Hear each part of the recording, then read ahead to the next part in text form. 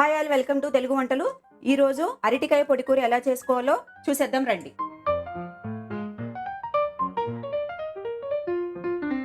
ఇలా పచ్చి అరటికాయలు తీసుకుని రెండు వైపులా కట్ చేసుకుని రెండు ముక్కలుగా చేసుకుని కుక్కర్లో వేసుకోవాలి. నేను ఈ కూరకి సరిపడా 3 అరటికాయలు తీసుకుంటున్నాను.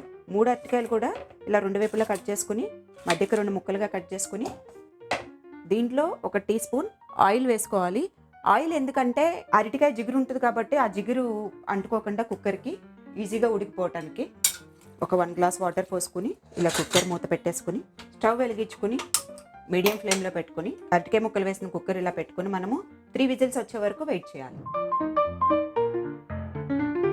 3 విజిల్స్ వచ్చేసిన తర్వాత ఈ ఉడికిన అరటికాయ ముక్కల్ని ఇలా ప్లేట్లోకి తీసుకుందాం. చూడండి, ఉడికిపోయాయి. ఆయిల్ వేయటం వలన అరటికాయ జిగురు కుక్కర్కి అంటుకోకుండా ముక్కలు ఉడికిపోయాయి. చూడండి, ఉడికిన అరటికాయ ముక్కల్ని ఇలా తొక్క తీసుకుని పక్కకు పెట్టుకుందాం. తొక్క తీసుకుని ఇలా మ్యాష్ చేసుకుని అరటికాయ ముక్కల్ని పక్కకు పెట్టుకుని ఇప్పుడు పోపు వేసుకుందాం. ఇలా గిన్నె పెట్టుకుని దీంట్లో 2 టేబుల్ స్పూన్లు ఆయిల్ వేసుకోవాలి. పోపు కోసం 3 పచ్చిమిరపకాయలు, 1 టీ స్పూన్ శనగపప్పు, 1 టీ స్పూన్ మినపప్పు, 1/2 టీ స్పూన్ జీలకర్ర, 1/2 టీ స్పూన్ ఆవాలు, అలాగే 3 తుంచి పెట్టుకున్న ఎండుమిర్చి. ఇవన్నీ పోపు వేసుకుని 1 రెమ్మ కరివేపాకు కూడా వేసుకోవాలి పోపులో.